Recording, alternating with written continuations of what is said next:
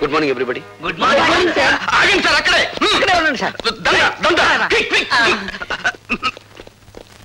ఇంత అదృష్టవంతమైన మీకు ఈ దండ వేయకుండా అడుగు ఒక్క స్టెప్ కూడా ముందుకు వేయనివ్వను. సార్, అతను తెల్ల పూల దండ తీసుకొచ్చాడు, నేను గులాబీ పూల దండ తీసుకొచ్చాను. ఇది వేయించుకోవాలి అదృష్టవంతులు గారు. సారీ, ఆ కుర్చీలో కూర్చోబోయే మనిషి మహర్జాతకుడు అని మీరు అనుకుంటున్నారేమో, కానీ ఆ సీట్ ఖరీదేమిటో తెలుసా? ఇంత అని చెప్పడానికి వీల్లేనంత ఖరీదైంది. కొన్ని లక్షలు. మీరు అనండి చాలు, 50-50 బేసిస్ లో లాగించేద్దాం. ఇదేమీ డ్రై ఏరియా కాదు సార్, ఇక్కడ లంచాల పంటలు బాగా పండుతాయి. Believe me. Shut up. ఈ ఉద్యోగాన్ని నా తల్లి ప్రాణాన్ని పణంగా పెట్టి సంపాదించుకున్నాను. థ్యాంక్స్ అండి. ఎందుకు? సరిగ్గా నా టేబుల్ ముందు నుంచి నడిచి వెళ్ళేటప్పుడు అందరికీ పెన్నులు, పెన్సిళ్ళు, ఫైళ్లు జారి పడుతుంటాయి. మీకేం జారి పడలేదు.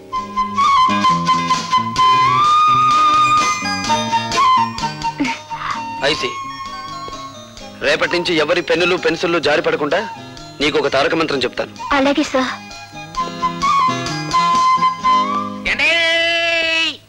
ఆగండి బాబు, ఆగండి. కోడి కూసినప్పుడు లెగిసి కట్టెత్తనే ఉన్న ఈ దండ మీరు ఒక్కసారి వంగుంటే ఈ దండ వేసుకుంటా. మీరే వంగుని ఆ దండ మీరే వేసుకుని డబ్బు కట్టుకుంటూ ఊరి మీద పడి ఊరేగండి. ఏదైనా గిట్టుబాటు అవుతుంది. అండి, ఎవరినేంటే నిజం అనుకుంటారు. ఈ దండ వేయించుకోండి బాబు, లేకపోతే గుండె ఆగిపోద్ది. ఆగిపోనివ్వండి, దేశానికి ఏ నష్టం రాదు. అయ్యో బాబోయ్, మళ్ళీ త్రిల్లే. రే బచ్చా, నువ్వు దవులుకో. అచ్చా, మీరు ఈ ఫైల్ మీద సంతకం ఎట్లేదనుకోండి, మా అయ్య కళ్ళు దాసి మిమ్మల్ని కళ్ళు కొండలో కలుపు తాగేస్తాడు. జం జమా సత్యం జనాకే ధన్ ధన ధన్ ఫట్ ఫటాచే.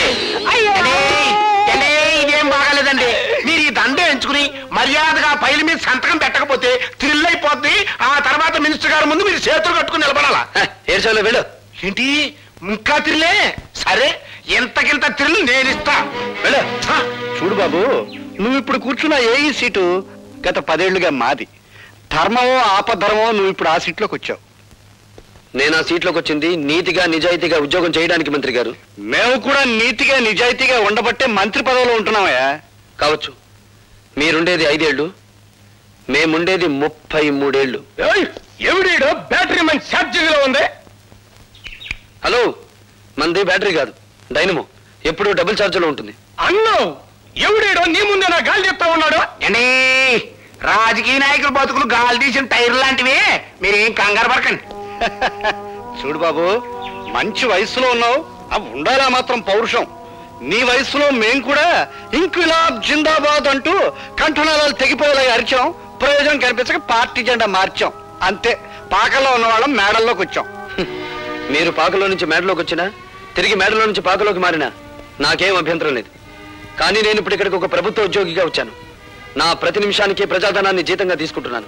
దయచేసి నా టైం వృధా చేయకుండా నన్ను ఇక్కడికి పిలిపించిన కారణం ఏమిటో చెప్పండి. నువ్వు సూటిగా చెప్తున్నావు కనుక నేను కూడా ముక్కు సూటిగా చెప్తున్నాను. మా తాలూకు ఫైళ్లు ఏవి నీ టేబుల్ మీదకి వచ్చినా ఆలోచించకుండా సంతకం పెట్టాలి. ఊరికి అనుకో, మాకు డబ్బులు కూడా ఇస్తాం. ఏంటి తొందరపడి కాదనేవు కనుక ఈ ఊరే ఇడిచిపెట్టి వెళ్ళిపోవాల్సి వస్తే. ఈ ఊరే కాదు, ఈ రాష్ట్రంలోనే ఉండవు. మీ బెదిరింపులకు భయపడితే ఏమవుతుంది? నేను చదువుకున్న ఇంజనీరింగ్ చదువు సిగ్గుపడుతుంది. సో నేను మీకు లొంగను, బెదరను, లోబడను. That's all. శాబాష్, భావి భారత నాయకుడిలాగా మా గొప్పగా మాట్లాడే. ఎట్టగరా నేను తట్టుకునే పొట్ల గిత్తలాగా ఉన్నాడు. దీని గురించి ఎంత ఆలోచన ఎందుకంటే మీరు అనండి, మన కాళ్ళు దాసిన పంపించి తిరిగి చేసేస్తాను. అన్నానయ్యా. ఎవడ్రా మీలో భార్గవ్ అంటే? నువ్వా? అయ్యా గారు, దయచేయండి. లోపలికి వెళ్ళాడు. వాడి సీట్ ఇదే, కూర్చోండి, వచ్చేస్తాడు. కూర్చోండి. వాడు సంతకం చేయాల్సిన ఫైల్ ఇదేరా? అరే బచ్చా, ఇదిగో తెచ్చా. అచ్చా.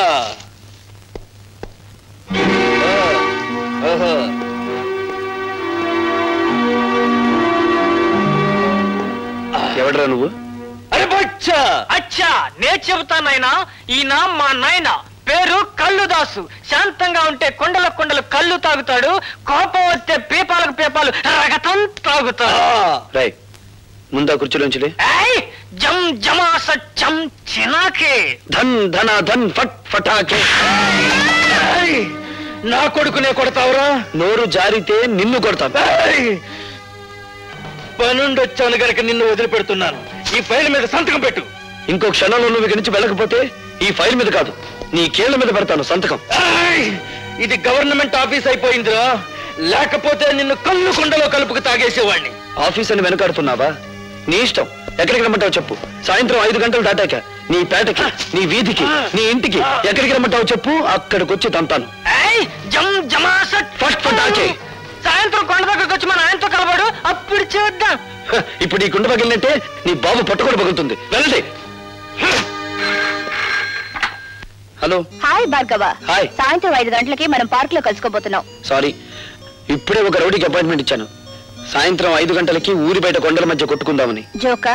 కాదు, నిజం.